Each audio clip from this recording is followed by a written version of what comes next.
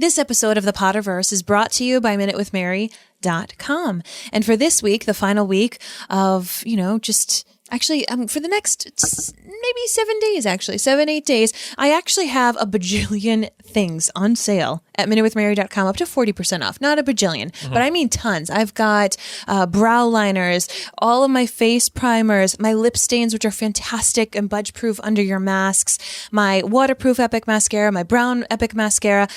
I'm not joking. I've got loads and loads and loads of stuff at 40% off. So you're going to want to head over to MinuteWithMary.com and grab yourself some outstanding savings. You know who could use some waterproof mascara? Who? Dementors.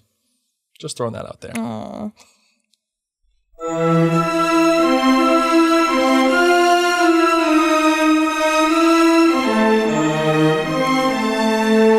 All the way from Providence, Rhode Island, welcome to the Potterverse. It's a podcast dedicated to the book and film universe of Harry Potter. So grab your favorite wands and time turners. Let's step into the night and pursue that flighty temptress adventure.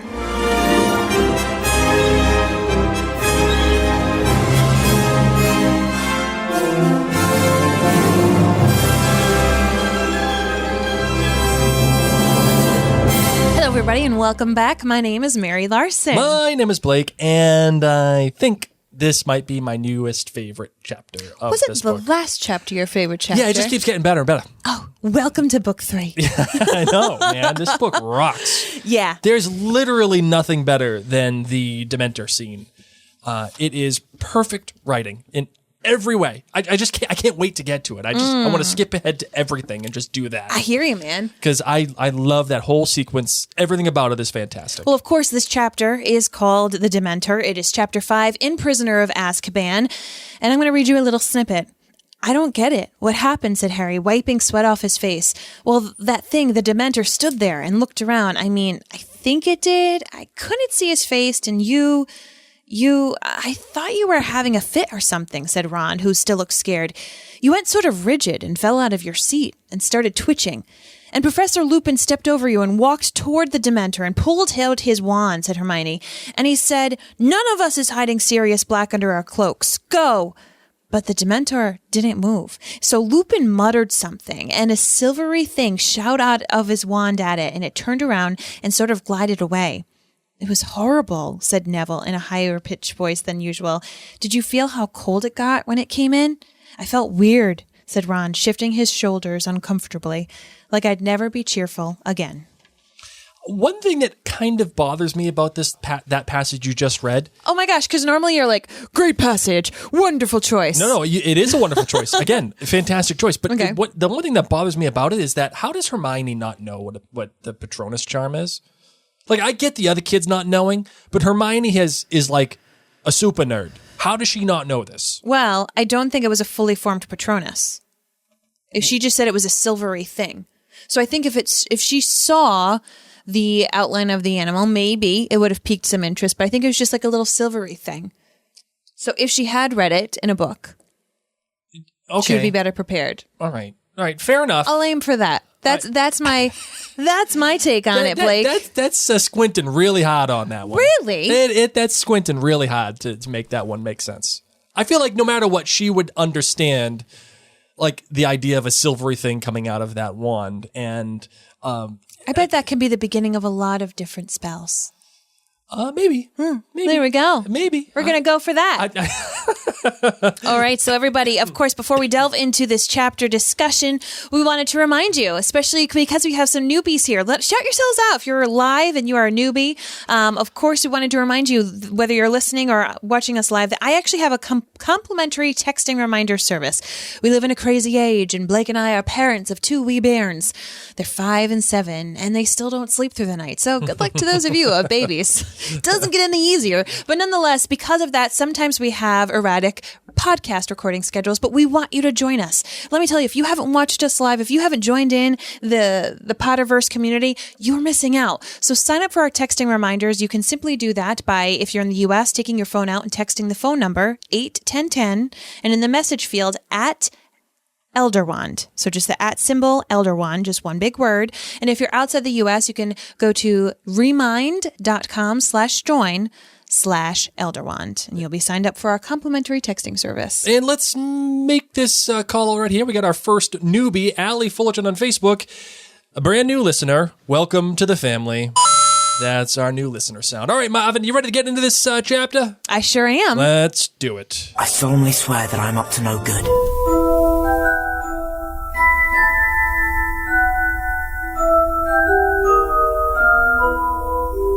All right, so Harry, Ron, and Hermione, they leave the Leaky Cauldron and head on over. Gotta get back to Hogwarts. They get on that train. They get to hang out in the same little room as Remus Lupin, who's going to be their new teacher. And Malfoy comes and he tries to start some stuff, and then he's like, oh, never mind. There's a teacher in here. I'm not going to do this. Then Dementors come. Lupin saves the day. The kids end up at school. Harry eats a lot of chocolate. And guess who's the new teacher? My favorite character, Hagrid. And Lupin. Yeah, there was a big build-up there, and it was like I was just going to assume that it was Lupin, but I guess not. No. I pretty much say it in every single podcast episode I know, that Hagrid is my favorite character. I know. We even have our own special sound for him. You're a wizard, Harry. And for those of you watching us live, I'm actually wearing my Hagrid's Bakery sweatshirt because I love him so much. Oh, what you can get at the MarionBlakeStore.com. Cakes and sausages, established 1991. You're welcome, world. It's a perfect sweatshirt. Perfect sweatshirt. Hey, cozy and thinking about cakes and sausages. What more does one want? So, of course, this all takes place in one day. It's quite the long chapter. We've had a lot of chapters in these earlier books where it's like just one thing happens. Mm-hmm. Normally, while you're reading these books, you might have been like the train ride, like they get to Hogwarts or get to on the train and they start their journey, and then it might leave like something opened the door, dun dun dun, new chapter begins.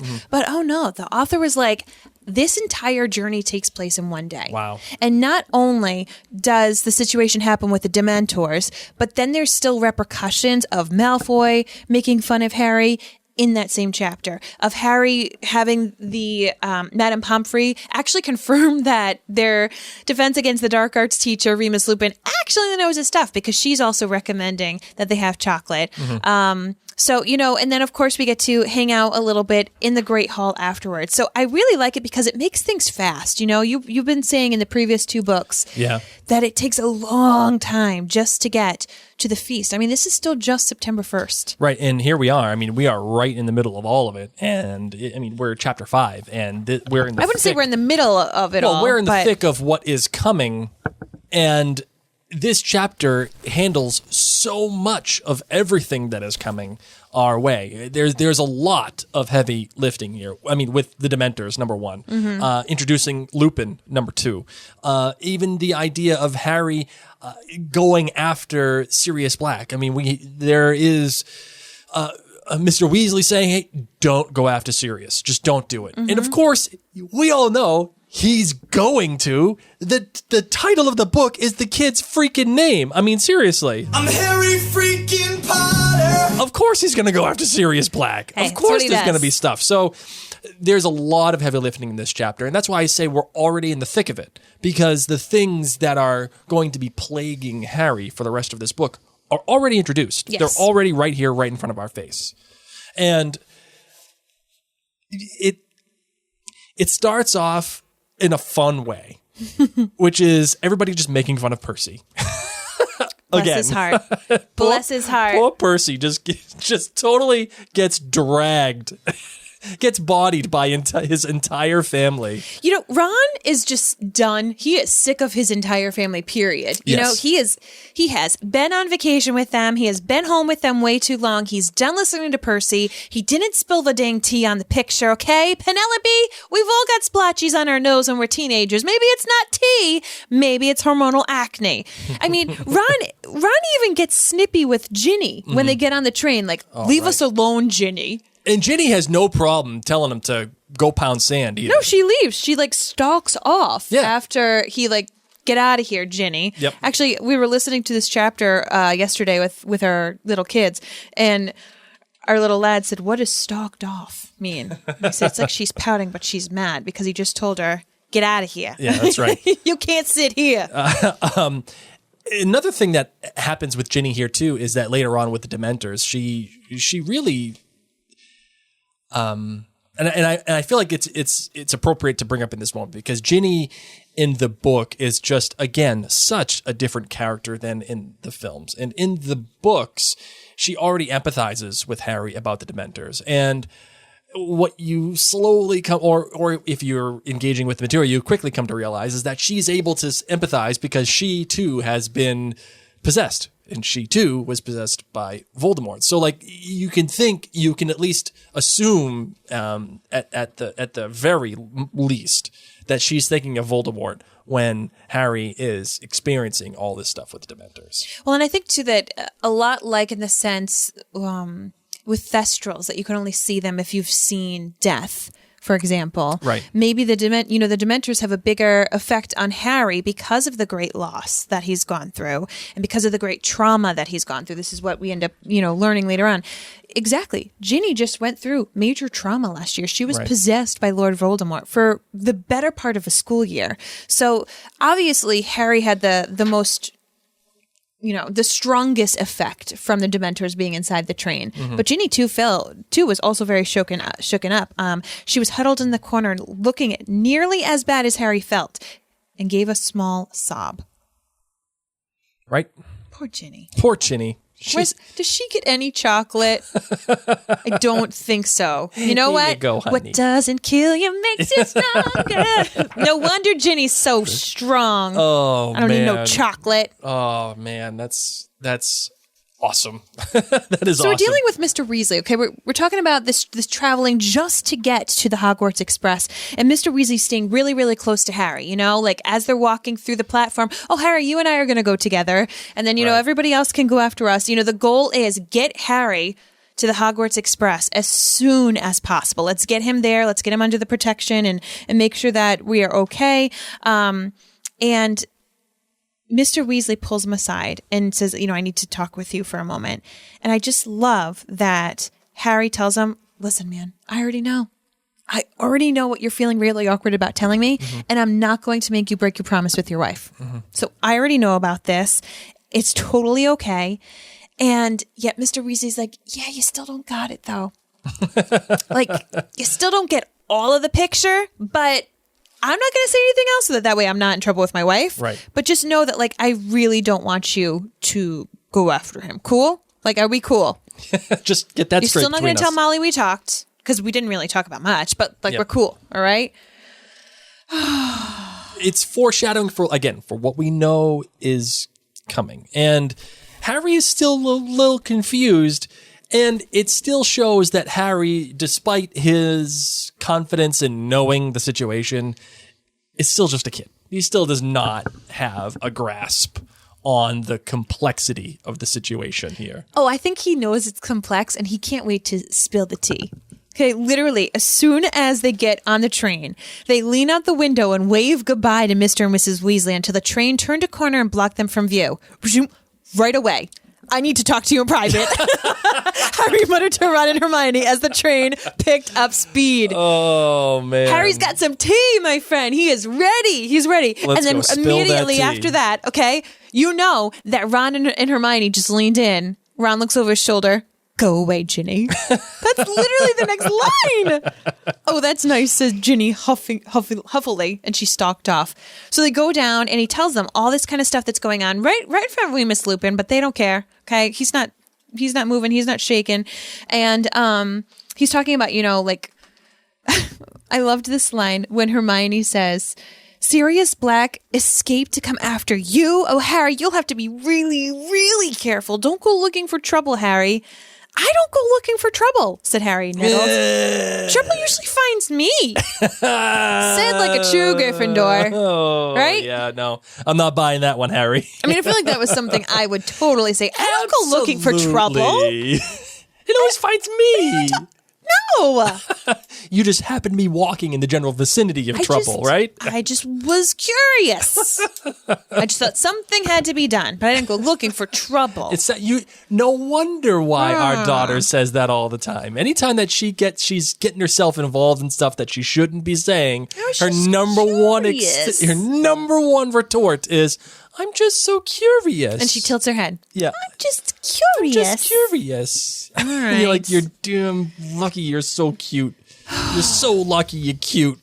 So we've got Harry, Ron, Hermione, and Lupin inside this room, as well as Crookshanks and Scabbers. Here's a question I have before we get into the Crookshanks and Scabbers thing, which is important, especially because the sneakoscope does go off again. Oh, yeah. So again, the author, It may be cheap, but it works. the author is telling you straight up that something is amiss. It's like when you go to the dollar store and you're like, dang, this kitchen knife is good. have you ever bought kitchen tools at the dollar store? Nope. Well, some of ours are.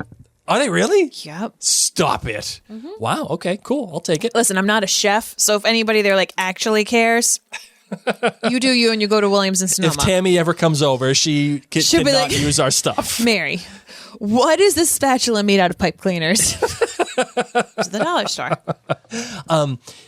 Why is Lupin riding the train? I've always wondered that.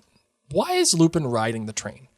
Okay, so Lupin's a little messed up. Well, I know that. It's you can infer the fact. He needs a little nappy and he's a little disheveled. So what I take it as, you know, we just had a full moon like a couple nights ago. No, I know. And he doesn't really have the energy to like aberrate into Hogsmeade. He doesn't really have the energy to like fly a broom. He may not even have enough money for a broom. I don't even know where he lives, so he may not even have a fireplace to like flue powder into there. So I kind of feel like he was couch jumping at this point and, you know, was just out being his wolfy self and got the phone call like, listen, man, can you come? And he's like, yeah, but I don't have a broom to my name. And Dumbledore's like, whatevs, go on the trolley.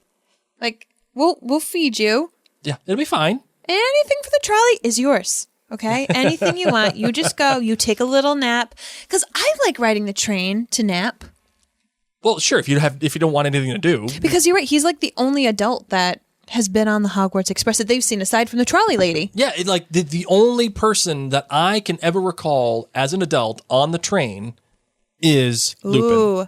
What? Rachel says he's on the train because they need a teacher on the train since Potter needs protection.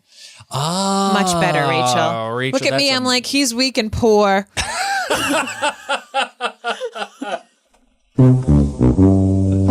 Or maybe that's why he volunteered as tribute. Yeah, right. They were like, so who wants to ride the train?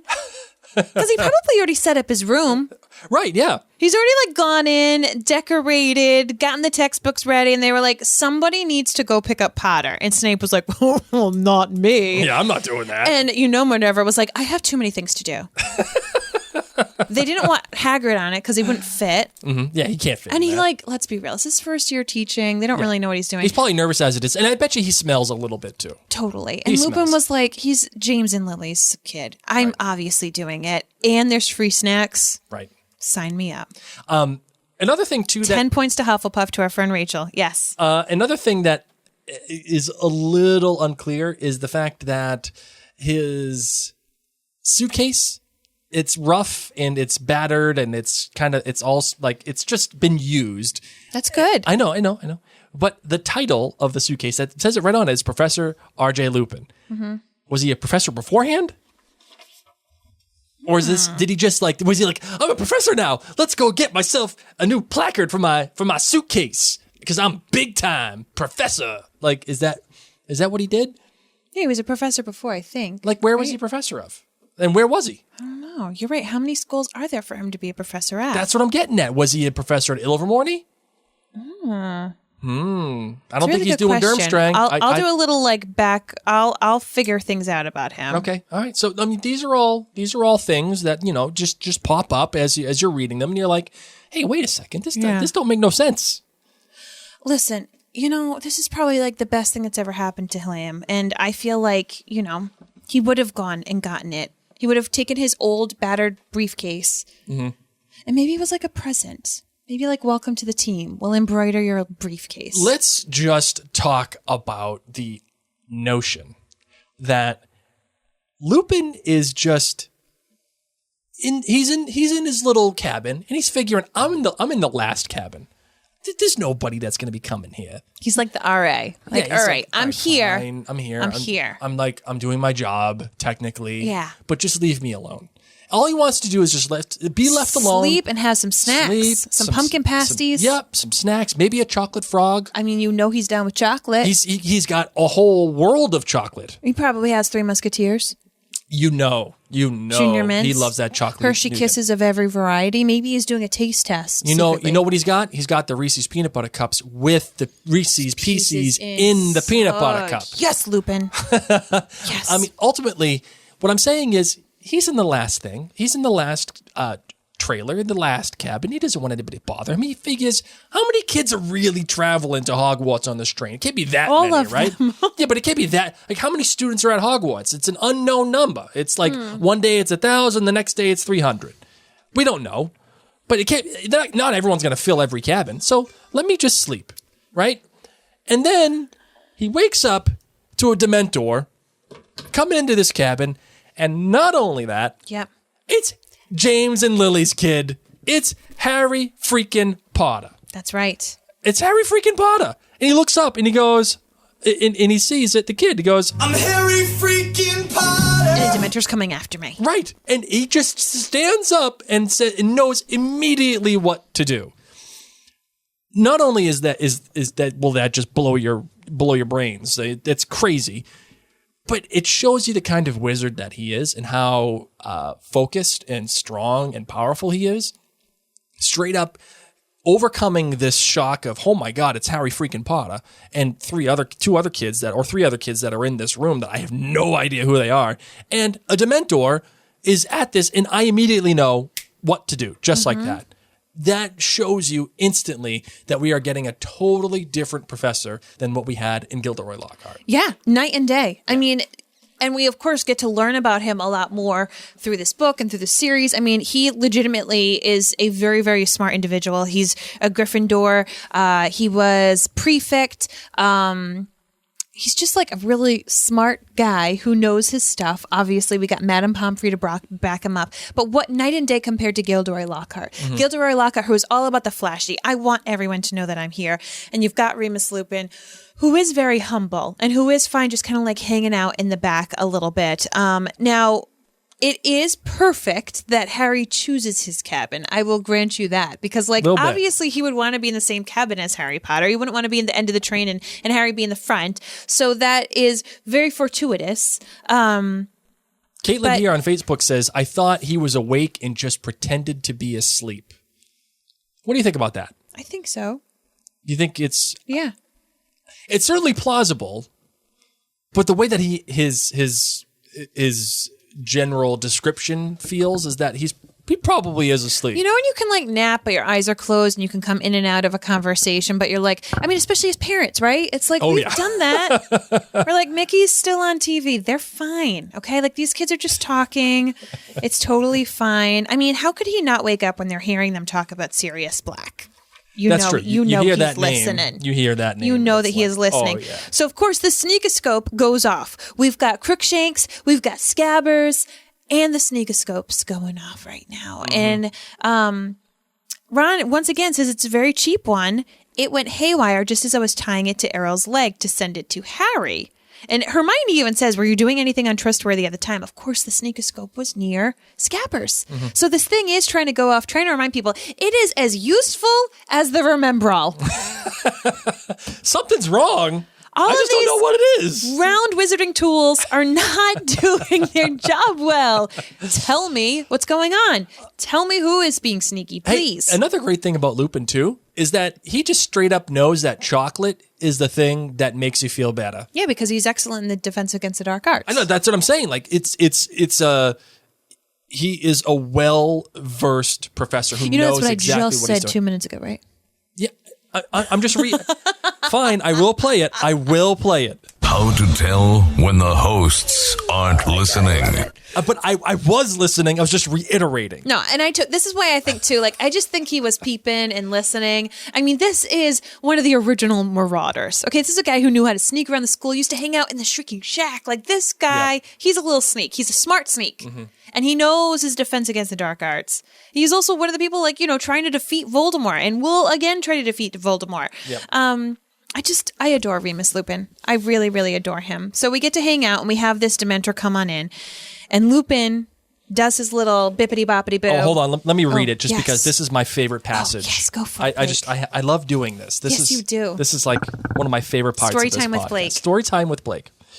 You ready? Mm-hmm. Hold on. Sorry. Hello, Neville, said Harry, feeling around in the dark and pulling Neville up by his cloak. Harry, is that you? What's happening? No idea. Sit down. There was a loud hissing and a yelp of pain. Neville had tried to sit on Crookshanks. I'm going to go and ask the driver what's going on, came Hermione's voice. Of course, first of all, Hermione is the one that's going, I'm going to go and find this out. It's just awesome. I would have done the same. Harry felt her pass him, heard the door slide open again, and then a thud and two loud squeals of pain. Who's that? Who's that? Ginny? Hermione? What are you doing? I was looking for Ron. Come in and sit down. Not here, said Harry hurriedly. I'm here. Ouch, said Neville. Quiet, said a hoarse voice suddenly. That was not hoarse, Blake. That was quiet. Sorry. Quiet. Quiet, said a hoarse voice suddenly. You're like your part wolf, Blake. Like your part wolf. Professor Lupin appeared to have woken up at last. Harry could hear movements in his corner. None of them spoke. There was a soft crackling noise, and a shivering light filled the compartment. Mind you, all these kids know the spell Lumos. Right. Are they not? They may not be allowed to use magic outside of Hogwarts. Yeah, because they're still not at Hogwarts yet. Yeah, and so maybe that's why they're not. Right. But what else? Professor Lupin appeared to be holding a handful of flames. They illuminated his tired, gray face, but his eyes looked alert and wary. Stay where you are, he said in the same hoarse voice. That you are still having right now. And he got slowly to his feet with his handful of fire held out in front of him. But the door slid slowly open before Lupin could reach it. Standing in the doorway, illuminated by the shivering flames in Lupin's hand, was a cloaked figure that towering to the ceiling. Its face was completely hidden beneath its hood. Harry's eyes darted downwards, and what he saw made his stomach contract. There was a hand protruding from the cloak, and it was glistening, grayish, slimy-looking, and scabbed, like something dead that had decayed in water. It was visible only for a split second. As though the creature beneath the cloak sensed Harry's gaze, the hand was suddenly withdrawn into the folds of the black material, and then the thing beneath the hood, whatever it was, drew a long, slow, rattling breath, as though it was trying to suck something more than air from its surroundings. An intense cold swept over them all. Harry felt his own breath catch in his chest. The cold went deeper than his skin. It was inside his chest. It was inside his very heart. Harry's eyes rolled up in his head. He couldn't see. He was drowning in cold. There was a rushing in his ears as though of water. He was being dragged downwards, the roaring growing louder. And then from far away, he heard screaming. Terrible, terrified, pleading screams. He wanted to help whoever it was. He tried to move his arms, but couldn't. A thick white fog swirling around him, inside him. Harry, are you all right?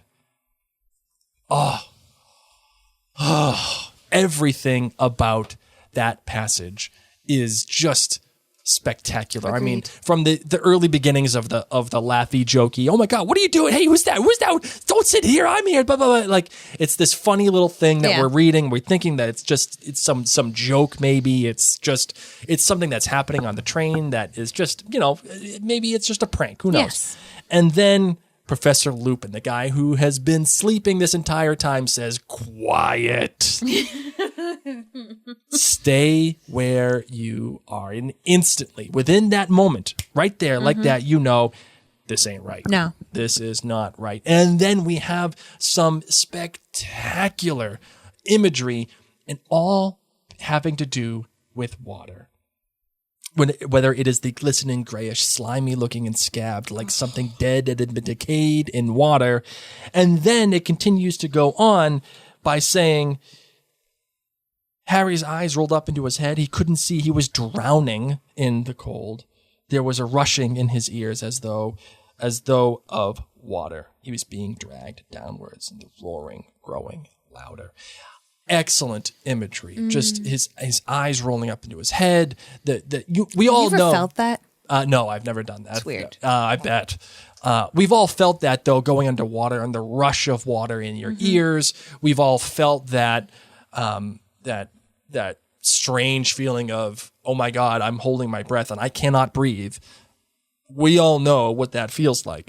So instantly you have a connection to what's being written here. And, the authors come out saying that the feeling that she's trying to portray when people have the Dementors and it affects them greatly is the feeling of deep depression, that feeling of just like what Ron even says, I felt like I would never be happy again. It's that drowning feeling. It's that I can't even breathe feeling that you get from those dark, dark moments.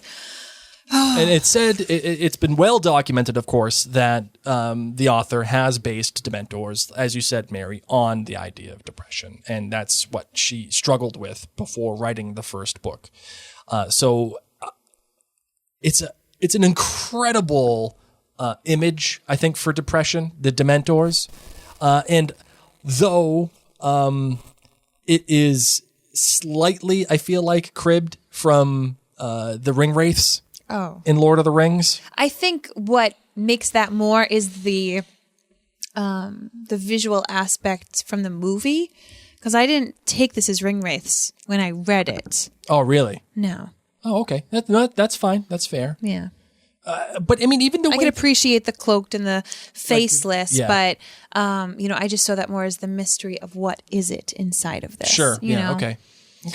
I mean, it's even if it was inspired by Ring Wraiths, right? Like even if it was, it's hard not to be inspired by J.R.R. Tolkien when you're writing a novel. Of course, it's not an A to B. It's not an apples to apples comparison, Lord of the Rings and Harry Potter, but there's similar DNA if you wanted to go there.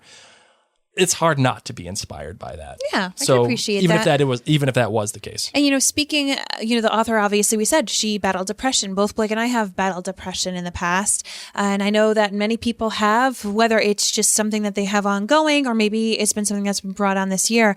And I really love that it is something that Harry has to learn to learn. It takes a lot of strength and a lot of vulnerability for him to learn how to fight against his Dementors. Right. And even in future books, when they kind of gang up, you can't necessarily always overpower them with a good, happy thought. Sure. It was making me think, our daughter, she was saying earlier this week how she was very sad about something. And I said, listen, we have the ability to be sad. We have the ability, especially if something's raw. But she was talking about a dog who had passed away a couple of years ago. And I said, I know you can still miss that dog. It wasn't even our dog. I said, you can still miss it. But on the flip side, you can call upon your joy warriors. You've got these sad warriors and you've got these joy warriors, and it's okay to feel those feelings and to acknowledge it. But if you feel like the sad warriors are coming on a little too strong and it doesn't necessarily make sense to you right now, sometimes saying, okay, joy warriors, let's think of happy memories. Right. Let's see if we can defeat this. Sometimes it really does do the trick. And it just made me think so much about Harry's battle with the Dementors and what it takes for expecto patronum to actually happen. Yeah, absolutely. And Veronica here on Facebook says, and the fact that you have to find the light within yourself to create a shield against the Dementors is brilliant. Yes. You know what? Not wrong. Absolutely Concur. not wrong. It's, for those of you who have been, as Mary said, you've been listening to Mary and Blake podcasts for a while, we've both battled depression, and it's an ugly thing. And it's something that we still, I think, continue to have bouts with from time to time. And I know for me, one of the big things that helped me overcome the depression was this. It was doing podcasts. It was coming here and talking and being with my bride and in our little space, talking with everybody that listened to us at the time and still listen to us to this day. So the Dementors are awesome. It's a great character in this book for what the author wanted to accomplish Agreed. with them. And it's something that Harry, like how you and I and anybody else who suffers from depression, it doesn't just go away. It is something that Harry has to face the entire book. And it's great when Dumbledore says the I almost said ring rates. Dementors. The Dementors, they don't take excuses. They don't mess around. Yep. They don't care who you are, what you're doing. It is not safe to be outside of this school. Yeah. And if you confront one, don't screw around. Like, it's just, these things are not your friend. So I find that fantastic, the way that this was constructed for Harry in this book. Yeah. And to know that later on in the book, we realize that the Dementor itself becomes Harry's biggest fear. That this is the thing that he encounters that really, it shakes him to his core. What I also loved in this book, after they get off of the Hogwarts Express, they get into Hogsmeade Station. Harry, Ron, and Hermione followed the rest of the school along the platform and out onto a rough mud track where at least 100 stagecoaches awaited the remaining students, each pulled, Harry could only assume, by an invisible horse, because when they climbed inside and shut the door, the coach set off all by itself, bumping and swaying in procession. Mm-hmm. And I just think that this is, it's another one of the things another one of those little treats that we get from the author. We don't actually learn what is driving these coaches until book 5. Right. Yep. And so do you think she knows? Yeah. She knows what it is. Like, she knows the purpose of it. And it's like, I'm just going to put this in here and I'm going to delve on it even more in the future. Nice little Easter egg. But to know that we get it here in book 3, don't really mention it, we don't go deep into it in book 4, but it's not until book 5 that this little bit right here really comes to play, and it becomes quite an important mode of transportation, which I think is quite interesting. Mm-hmm. So then, of course, they get into school, and McGonagall comes and takes away Harry and Hermione. Poor Ron. Mm-hmm. I'm sorry, buddy. You're just the sidekick. Wait, Allie on Facebook asks actually a really good question. Wouldn't Harry be able to see the Thestrals by this point? So you have to be old enough that it's like a memory of seeing someone die. Right, and, so and it has to have was too young to have had that impact and to have that memory. And Harry does have a memory, and it's the Dementors that help wake that memory up, but it's so vague, and it's so... But he needs to see it, too. Yeah, but technically, he did see it, but it did... And we don't really know his view from the crib. That's true. He could have been looking at, the wall. He was a baby. That's true. But again, there may be some truth to that, Mary, because again, his memory of it is so vague. All he remembers is a green flash and a loud scream. And that's it. So is it fair for him to have that memory, but have it not affect his psyche the way it really is intended for you to see Thestrals? Yeah, I think that, because he was such a baby, he's such a young baby, he couldn't see it, or maybe he actually didn't see the physical killing happen. Like we said, we heard the scream, we saw the green light. I think it must be interesting for the people at Hogsmeade Station to see which kids, when they get off the train, not first years, because the first years don't take the Thestrals, but second years and on, see who can see them right away. Because they don't know that it's any different. Yeah, right. They're just like, all right, get into the carriages. Okay, whatever. They're not going to be like, wow, did you, maybe they might say it. Maybe some of the chatter might happen. But that was one of the things I was wondering about, as we learn later that Luna, of course, has seen these Thestrals all along. And it makes you wonder if Luna was the only person in her year that did. And everyone thought she was crazy. Like, wow, did you see those black Thestrals? And everyone's like, what are you talking about, you crazy person? Yep. So, as I was saying, McGonagall pulls Harry and Hermione aside. Harry gets to go see Madame Pomfrey, where she confirms that Lupin actually knows what he's doing. Good thing you got some chocolate. We're going to keep a close eye on you. And Hermione stays behind to chat with McGonagall about her course load. Very, very sneaky, sir. Very, very sneaky. Yes. That is the author does a great job with these kinds of things. Truly. Sorry, go ahead. Oh, no, we missed the Sorting Hat. We get back in, and really Dumbledore makes a big point out of the Dementors being on the campus. Yeah, they won't fall for tricks. They won't fall for disguises, or really, in particular, invisibility cloaks. That won't work. You cannot hide from Dementors. You cannot hide from depression. Which, like, how the heck can you hide from death, but not a Dementor? Yeah, good point. That's a really good point. You also can't hide from Dumbledore under an invisibility cloak. Yeah, that's also a good point. Not today. Not today. Get it? Oh, look at you. Good job. You know nothing, Jon Snow. You're welcome. And then, of course, we get our 2 new teacher announcements. 2 of my favorite teachers. Professor Lupin, who is going to be the Defense Against the Dark Arts teacher.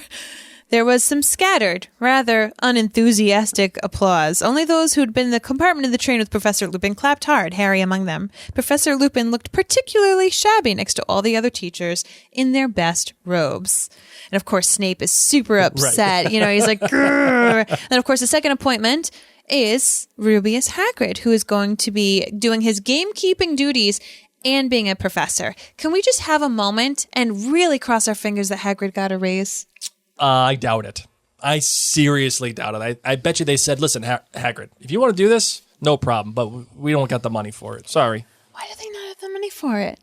Well, because you think they care if Hagrid gets paid or not? You think Hagrid cares if he gets paid or not? It would allow him to buy some more pets. That's true, but I don't think he cares. Buy some more butterbeer, I think fire he's just whiskey. happy to be involved in Hogwarts, the things that go on there, and just be around the school. Well, I hope he got a bonus of some sort. And of course, they go through the portrait hole. There's a brand new password. The new password is Fortuna Major. Percy, of course, exclaims that nice and loud. Harry climbs the spiral staircase with no thought in his head, except how glad he was to be back. They reach their familiar circular dormitory with its five 4-poster beds, and Harry, looking around, felt he was home at last.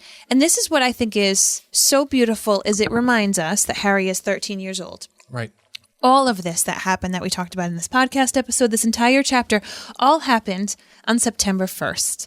He left the Leaky Cauldron. Mm-hmm. He was talked to by Arthur Weasley, where he was begging him not to get involved with Sirius Black, no matter what he hears, because he's going to hear some stuff and it's going to rile him really up. With the new professor of Professor Lupin, with the issues going on with Malfoy picking on him, with the Dementor making him pass out, all this crazy stuff. And yet, he's just a jolly kid, man. I'm back at school. We're here, man. I've got no other thoughts in my head. Not a Dementor, not that this like crazy guy, the only person to ever escape Azkaban, is chasing after me and only me. What else? My tummy's full. Hedwig's here. Life is good. And I have to point this out. Dumbledore, when he addresses the students, he says to them, I have 2 things to say, one of which is very serious. Oh, you think that was purposeful? Think that was purposeful? I don't think so. But maybe not. But you can. Throw that out there, one of which is very serious. You can think that. And Harry, at the end of this chapter, as you said, Mary, says he finally feels like he's home. He finally feels safe. And I don't think it's a coincidence that the Dementors stop the train while they're in between the Muggle world and Hogwarts, the magical world. They're in this kind of limbo when they're at their most exposed. Well, not the students, and especially Harry, they are at their most exposed. They may be safe within the walls of Hogwarts, but outside, they are very, very vulnerable. And I love that imagery of the Dementors stopping this train before these kids are safe, before they can feel like they can just chill out, that something is coming, and they're going to make sure that they get their way. They push it. I really love that. I really, really love that. Anything else you want to say about this chapter, my love? No, nothing? No, I just had a lot of fun. All right, fair enough. Well, I want to let you know that we have our different perspectives coming up here, but of course, they are brought to you by the Mary and Blake store. Yes. Go to the maryandblakestore.com to get all of your... you have to stop touching the mic, Marvin. Maybe if it wasn't in my way, I'd be fine. Go to the maryandblakestore.com to get all of the cool nerd swag. As a matter of fact, the ones that we are wearing right now. Mary is wearing her Hagrid's Bakery shirt, and I am wearing our Mars is Bright Tonight shirt. And you get all the other stuff if you like This Is Us, Outlander, The Crown, Harry Potter. There's a whole bunch of stuff there. So at the MarionBlakeStore.com, get the best nerd merch on the planet right there. All right, Marvin, you ready for your different perspective? Because it's your turn. It's always my turn. No, I had the last one. Who were you? Who was I? I know I had the last one. I know I had the last one. But it's your turn. I'll go for it. Okay, here we go. Holy cricket! You're Harry Potter! I'm Hermione Granger. And you are? Neville Longbottom. Oh, hey Neville, what's up? I'm so excited. It is September 1st. I said goodbye to my Graham. Oh my gosh. Yeah. Okay, we had a pep talk, okay? She told me to call upon my Joy Warriors. She's expecting really good marks this semester. I'm ready. I got a new situation for Trevor. We had a big talk. Yep. Okay, he's not getting lost today. Okay, not getting lost. No, We're gonna can't let him go. Nope, we're gonna make it in there, and I know a lot more people got some pets, and I feel like this being my third year, I've got the situation covered. We're awesome. Getting the train, hanging out with Ginny, eating some pumpkin pasties, some cauldron cakes. Love Can't get life, any better than that. man. Can't get any better Love than that. life. You know what? What? Graham's not here. Oh, yeah. High five. You know what? What? Snape's not here. Oh, yeah. High five. This is the best day ever. September 1st is my favorite day out of the entire year. The entire year. You just get to hang out on the No train? Graham, no Snape. Nothing. It's amazing. You're just on the train. I'm just there with my friends. Something weird happened, though. What's that? All the lights went out, Oh, yeah. and I didn't have my blankie. You got a little scared, didn't you? I didn't have Trevor. I think he was okay. I think he was still in my pocket, but I just started bumbling around because I get lost, you know. Yeah. It just happens, and I fell, and I hope I didn't scratch him. I heard a but hopefully he's fine. Nothing a little Opisky can't fix. And yeah, it just got weird, man. There's this like there's this thing called a Dementor, but then this guy came out and he gave us more chocolate. I felt great. I felt great. You want to know why? Because it's September 1st. Nothing can rain on my parade. Oh, man. Good job, Neville. End scene. And Oh, best day ever. I heard a little nothing a little Opisky couldn't fix. You're welcome. Oh, man. Oh, our friends, by the way, are saying that I did go the last time, that it was Florian Fortescue. Huh. Were you? Oh, yeah, you were, because that's right. I pretty much think you make me go every time. No, I don't. But you're welcome. I'll go. You want me to go? No, you can go next time. Okay, I'll go next time. Just don't pick an easy one. You got to go for those more like sideline peeps. Oh, I know. Because you see, now that I have my notes and I'm looking at it, I actually did write a different perspective for myself. Who would it have been, Blake? It would have been one of the first years. Like, you figure, dude, I'm going to Hogwarts. I'm like freaking out. I'm a little like wizard kid, and I'm super happy.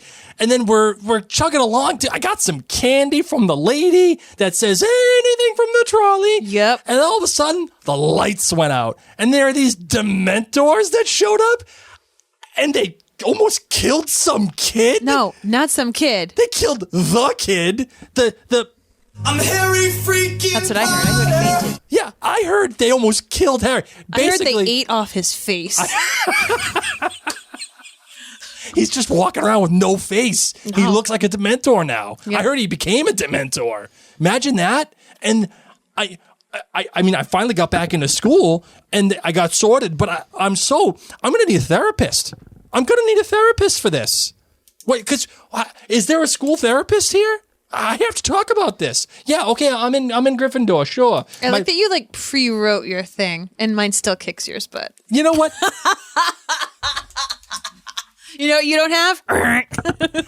No problem, Mary. No, mine suck. yours doesn't. Mine sucks. Yours doesn't. Yours is good. That's why you do the different perspective from now on. It's okay, Mary. It's fine. Is there a therapist here? Because that's funny in a chapter about depression. You know what? Fine. You can take the different perspectives from now on. No, we're good. We're a great It's okay. partnership. Yeah. Yeah, sure. Thanks. Yeah, no problem. That's just what you forget for forgetting my Fortescue. Alliteration, my favorite. In your pistachio ice cream. Yep. Which is gross, by the So way. good. So gross. All right, you ready for the listener questions? Yes, man. Let's do it. Mail's here. All right, ladies and gents who are watching live, this is now your time to get the questions in for Mary and I. And Mary, what must you put before your question in the comments during the live? A lightning bolt. That's right. Put that in there so we know that it is a question for us. And of course, if you are listening to us on the podcast and you are not live with us, that's okay. You are not forgotten. This podcast is actually for you, the podcast listener. So if you have a couple of questions for Mary and I, either from this chapter or a previous chapter or the one that is coming up, send us an email at maryandblakemedia@gmail.com and we will read your questions. And we already have a couple for this chapter. Read them to me, baby. This one comes from Lisa at jointhenerdclan.com. She says, regarding the relationship of the Weasleys and Sirius, weren't they all in the Order of the Phoenix together? I would think that they would have treated the explosion with more skepticism. What do you think? They were not. Wait, so were they in the original Order of the Phoenix? Is that the question? Yeah, weren't No, they they all? weren't. They were not. They- Weasleys were not. Are you sure? Yes. 100%? Yes. Because in the film it shows that they are. No. Yeah. I am pretty positive that they were all in the Order of the Phoenix together. Continue with your question. Okay, no, that's fine. So that's fine. I would say that if they were in the Order of the Phoenix together, they should treat the explosion with a little bit more skepticism. Just going to throw that out there. But I don't think they were. Okay, I mean, but if they were, I think that's fine. I think that's fine. It's okay. What does it show? The original order looks like Albus Dumbledore, Sirius Black, Edgar Bones, Aberforth Dumbledore, James Potter, Peter Pettigrew, Lily Evans, Remus Lupin. Oh, okay. Fair enough. Not really seeing Any the Weasleys? Weasleys. Yeah, no Weasleys. Okay. Minerva McGonagall, Arabella Figg, Deedlius Diggle. We're helping on out, of course. Yeah, keeping an Veronica eye. here even chimes in, says later they are not in the First Order of the Phoenix. Okay, fair enough. Fair enough. Lisa, we have been corrected. All right, this one comes from Lacey. She says, I have a question for you both. What is your favorite book out of them all? Hers is book 6 and book 7, and she's a big Potter fan. Mary, your favorite book That's very hard for me. out of them all? I've actually been saying that while we've been reading this, that because we're taking our time to really savor each thing and talk about it, it is very hard for me to tell which one is my favorite. By the end of the Potterverse, I will hopefully have an answer, or I may not. Sorry. How about you, Blake? Yeah, my recollection from all of this is I think my favorite book is Half-Blood Prince. I think. I can see that. This one comes from Lily. She says, a huge fan of us, Mary, and a longtime listener and a recent member at jointhenerdclan.com. Thank you. She says, I noticed when rereading Chamber of Secrets that the cover artwork spoils the book. It shows Harry, Ron, and Ginny leaving the chamber with Fawkes leading the way. Mm-hmm. And there are snakes everywhere indicting the basilisk. I think she means foreshadowing the idea that the basilisk is the monster. The cover artwork for Prisoner of Azkaban also spoils the book, showing Harry and Hermione on Buckbeak flying to rescue Sirius from his prison cell at Hogwarts. Mary Grandpare's illustrations are beautiful, and they make the books even more magical. Question about Horcruxes, however. How does Tom Riddle Voldemort create Horcruxes through murder? Voldemort has killed many people, but a Horcrux isn't created after each murder. I've always wondered how that process is actually executed.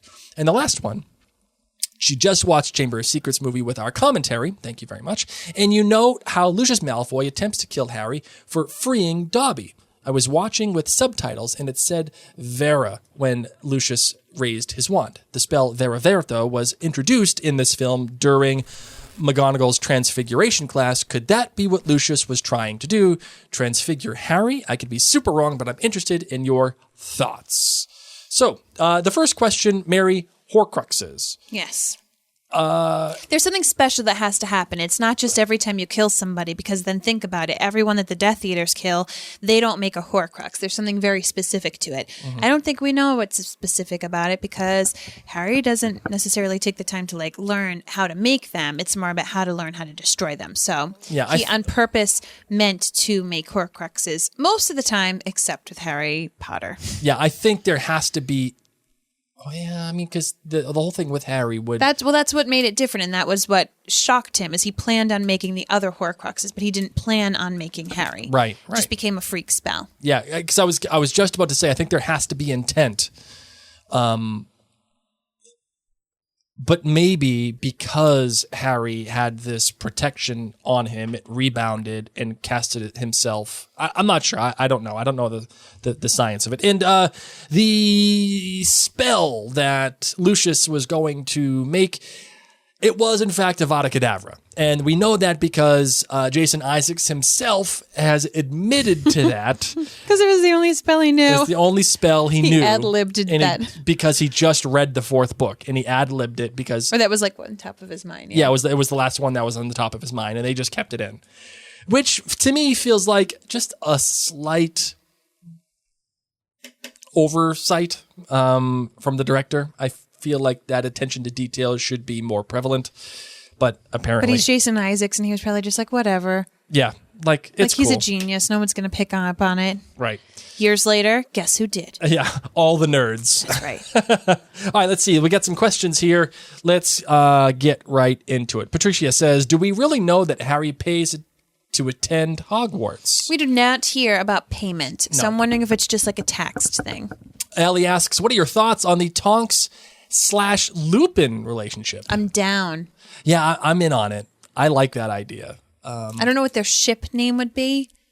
Like, would it be Tupin? Tupin. I think it would probably be Tupin. And I don't know if I like that. I'm down with it. I think that they are both, troubled souls. Or Lonks. Yeah. See, they don't have a good ship name. Maybe that's why some people struggle with it. But I just feel like she could bring him some levity. And she knew what really mattered in life. Right, exactly. This one, Heather says, what made Professor Lupin feel comfortable enough to doze off, drooling in the corner, on a train full of students he'd never met? Hello, appearances and first impressions. Yikes. Mary, I'd love for you to take this one. As someone who very, very easily falls asleep in corners, drools... Right, I'm a drooler sometimes, not all the time. Maybe he's just like me. Maybe when you're tired and the moment strikes you, man, you gotta go to bed. Gotta take a nap. And when you're off doing wolf things, the way that he was, at least that it's inferred that he was doing such things. I mean, I imagine you probably get pretty beat up doing it. I think that he really doesn't care about his appearance because it's the best that he's got, and he's gone through a lot of hardships in life, and he's just like, they're gonna have to love me for me. Yep. Caitlin on Facebook asks, what exactly are Dementors? Are they a creature? Are they dead wizards that were sentenced to Azkaban for eternity and they died and still have to work as guards? Ghosts? Is it ever explained? Again, see, this is like Ring Wraith territory. Are they ghosts that, were wizards that were ghosts now and they have to work as guards? Dementors are soulless creatures among the foulest on Earth, a phantom species who, as their name suggests, gradually deprive human minds of happiness and intelligence. So yeah, they're creatures. I'm pretty sure they're in the... Are they in the Fantastic Books? No, I don't know if they're in there. I'm going to have to ask our son, who's 7. He would know. Rebecca Ann asks, a random question, but needs confirmation. They like to grow in fungi in dark, moist places, creating a dense, chilly fog. They grow like fungi. Never mind. Yeah, I thought they liked growing. Like, that's where they would want to hang out. Like, make Dementor babies.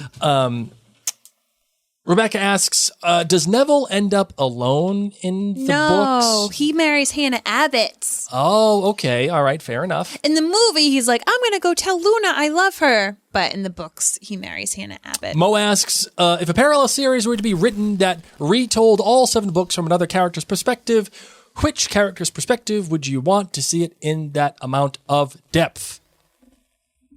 You go first. That's a good question. The first thing that comes to my mind is Ginny. Oh. That's the first thing that comes to my mind. I actually want Dumbledore. There's a lot that he did that we don't know. Or Voldemort. Let's just go all in. Oh, okay. All right. Yeah. Yeah. Let's get some Edward Jacob stuff going on right now. Okay. Yeah, I will co-sign on that. Give me Voldemort's perspective. Yes, please. Totally co-signing. All right. Let's see what else we got here. We got some good ship names. Tonkin. Ludora. I like Luponks. Ooh, that one's cool. Luponks is good. I could do that. Maria says that she sleeps on the train all the time too. So I just feel like he might be a little sleepy. Sure. And that looks to be the last of the questions. Thank you all so very much. That's that. So we're going to keep rolling. We're going to keep rolling with the Potterverse, of course. We've got the holiday break. But that being said, Marvin, stop touching the mic. Stop touching the mic. Sorry. Oh, I love you so much. Maybe I need the mic stand to be upside down.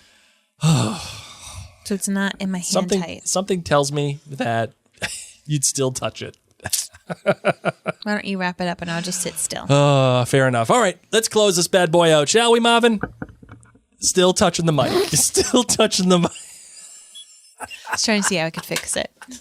Yes, Blake, let's close this out. Let's do it.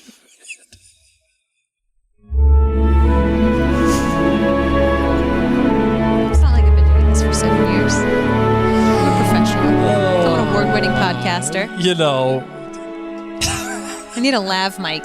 Yeah, and even then, you'd still touch it somehow. I move a lot. I think you talk more with your hands than I do. I'm a hand talker. I'm all about the hand talk. Yeah, but I move constantly. Yeah, you're I'm a mover and a shaker. Just constantly. Like, there are times when we're in bed together and she's like moving, and I'll be like, Mary, you gotta stop shaking. It's like restless leg syndrome or something. You're gonna get me sick. I'm gonna have motion sickness. She's like, oh, okay. And she'll stop for like maybe 20 seconds, and then it'll start again. Just constantly moving. On that note, my friends, I hope that those of you who celebrate have a very, very happy Christmas. We want to thank you so much for being one of the best presents in our lives in 2020. I know it's been a crazy year, and for those of you who've been able to tune in or join us live, or maybe you have felt so inclined to join us at jointhenerdclan.com to keep this going. Seeing how much you're moving. Sorry. Thank you. Thank you. Your different perspectives are better than mine, and you move. That's how it goes.